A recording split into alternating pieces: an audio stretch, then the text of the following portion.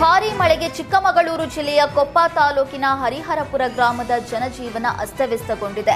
ಮಳೆ ನೀರು ಮನೆಗೆ ತುಂಬಿಕೊಂಡಿದ್ದು ಮನೆಯಿಂದ ನೀರು ಹೊರಹಾಕೋದಕ್ಕೆ ಜನ ಹರಸಾಹಸ ಪಟ್ಟಿದ್ದಾರೆ. ಕಳಪೆ ಚರಂಡಿ ವ್ಯವಸ್ಥೆಯಿಂದಲೇ ಮನೆಯೊಳಗೆ ನೀರು ನುಗ್ಗಿದೆ.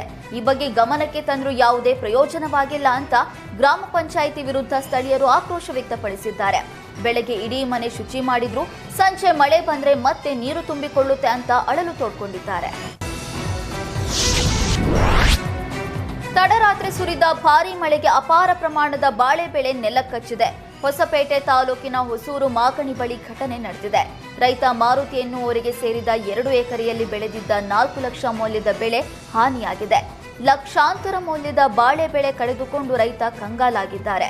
ಕಳೆದ ಬಾರಿಯೂ ಬೆಳೆ ಹಾನಿಯಾಗಿತ್ತು. ಅಧಿಕಾರಿಗಳು, ಶಾಸಕರು ಬಂದಿದ್ರು, ಆದರೆ ನಮಗೆ ಈವರೆಗೂ 1 ರೂಪಾಯಿ ಪರಿಹಾರ ನೀಡಲಿಲ್ಲ.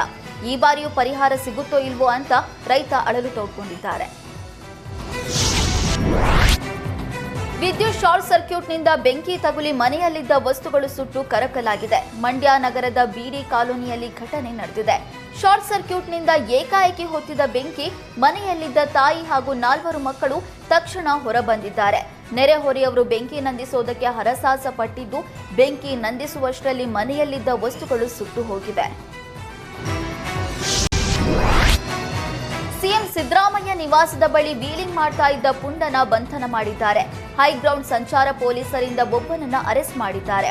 ಮಾರ್ಚ್ 28ರಂದು ರಾತ್ರಿ ನಂಬರ್ ಪ್ಲೇಟ್ ಇಲ್ಲದ ಬೈಕ್ನಲ್ಲಿ ಪುಂಡರು ವೀಲಿಂಗ್ ಮಾಡಿದ್ರು. ಪುಂಡರ ವೀಲಿಂಗ್ ಬಗ್ಗೆ ಕೇಸು ದಾಖಲಿಸಿದ ಪೊಲೀಸರು ಆರೋಪಿಯನ್ನ ಬಂಧಿಸಿದ್ರು ಹಾಗೂ ವೀಲಿಂಗ್ಗೆ ಬಳಸಿದ್ದ ಬೈಕ್ನ ಪೊಲೀಸರು ಜಪ್ತಿ ಮಾಡಿದ್ದಾರೆ. ಹೈಗ್ರೌಂಡ್ ಸಂಚಾರ ಪೊಲೀಸ್ ಠಾಣೆಯಲ್ಲಿ ಪ್ರಕರಣ ದಾಖಲಾಗಿದೆ.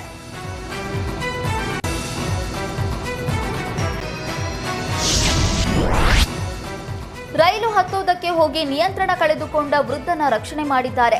ಮಂಗಳೂರಿನ ಸುರತ್ಕಲ್ ರೈಲ್ವೆ ನಿಲ್ದಾಣದಲ್ಲಿ ಘಟನೆ ನಡೆದಿದೆ. ಚಲಿಸುತ್ತಿದ್ದ ರೈಲನ್ನ ಏಕಾಏಕಿ ಹತ್ತೋದಕ್ಕೆ ಮುಂದಾಗಿದ್ದ ವೃದ್ಧ, ರೈಲು ವೇಗ ಹೆಚ್ಚಾಗ್ತಾ ಇದ್ದಂತೆ ವೃದ್ಧ ನಿಯಂತ್ರಣ ಕಳೆದುಕೊಂಡಿದ್ದಾನೆ.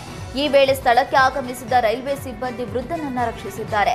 ಈ ಘಟನೆಯ ದೃಶ್ಯ ರೈಲ್ವೆ ಸ್ಟೇಷನ್ನ ಸಿಸಿ ಕ್ಯಾಮೆರಾದಲ್ಲಿ ಸೆರೆಯಾಗಿದೆ. ಜೆಡಿಎಸ್ ಮುಖಂಡನ ಪುತ್ರನ ಮದುವೆಯಲ್ಲಿ ನಿಖಿಲ್ ಕುಮಾರಸ್ವಾಮಿ ಭಾಗಿಯಾಗಿದ್ದಾರೆ. ವಿಜಯಪುರ ಜಿಲ್ಲೆಯ ಇಂಡಿಯಲ್ಲಿ ಜಿಲ್ಲಾ ಪಂಚಾಯತ್ ಮಾಜಿ ಅಧ್ಯಕ್ಷ ಶಿವಯೋಗಪ್ಪ ನೆದಲಗಿ ಪುತ್ರನ ಮದುವೆ ಅದ್ದೂರಿಯಾಗಿ ನೆರವೇರಿದೆ. ಜೆಡಿಎಸ್ ನಾಯಕ ನಿಖಿಲ್ ಕುಮಾರಸ್ವಾಮಿ ಭಾಗಿಯಾಗಿ ನವದಂಪತಿಗೆ ಶುಭ ಹಾರೈಸಿದ್ರು. ಈ ವೇಳೆ ನಿಖಿಲ್ ಕುಮಾರಸ್ವಾಮಿಗೆ ಬೆಳ್ಳಿಯ ಗಣೇಶ ಮೂರ್ತಿಯನ್ನು ನೀಡಿ ಸನ್ಮಾನಿಸಲಾಯಿತು.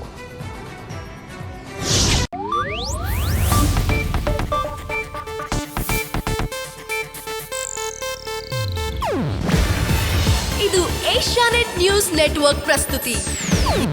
ನೀವು ನೋಡ್ತಿದ್ದೀರಾ ಏಷ್ಯಾನೆಟ್ ಸುವರ್ಣ ನ್ಯೂಸ್.